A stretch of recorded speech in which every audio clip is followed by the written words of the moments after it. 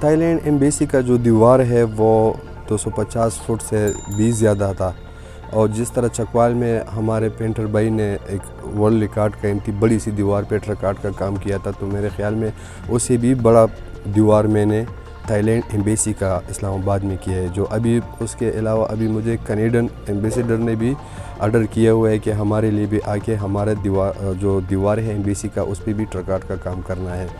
اس طرح ہمارے سے نیوزی لینڈ سے بھی ہمارا پاکستان ایمبیسی جو ہے نیوزی لینڈ میں، ادھر سے بھی انشاءاللہ بات ہوئی ہے، اگر اللہ نہ چاہے تو ادھر بھی مجھے جانا پڑے گا۔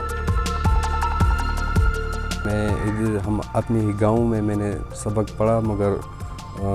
غریبی اور غربت کی وجہ سے کیونکہ میں نے تعلیم آگے نہیں لے جا سکا، تو میں ٹرک آرٹ کے کام کے لیے نکلا۔ تقریباً 26 سال ہوئے میرے اس ٹرک آرٹ کا۔ اپنے گاؤں میں اپنے حجرے میں بیٹھ کر لوگ مجھے آرڈر دیتے ہیں اور میں اپنا کام خوبصورت سا کر لیتا ہوں،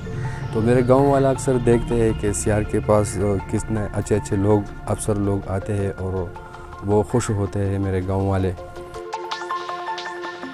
ہر جگہ پہ اس کا خطاطی کا اور فائن آرٹ کا کلاسز ہوتا ہے،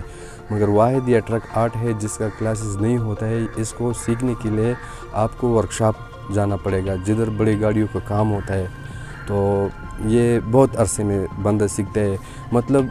اگر کوئی لینڈسکیپ وغیرہ سیکھنا چاہتا ہے یا تصویر، تو اس کا ایک لمٹ ہوتا ہے، ایک سال میں وہ ایک اچھی سی تصویر بنا سکتا ہے، مگر اگر آپ ٹرک آرٹ کے بارے میں آ جائیے تو وہ نہیں سیکھ سکتے، کیونکہ میں نے 9 سال مسلسل شاگردی کی ہے۔ اس کے بعد یہ تھوڑا بہت ٹوٹا پھوٹا پینٹنگ میں ابھی کر لیتا ہوں۔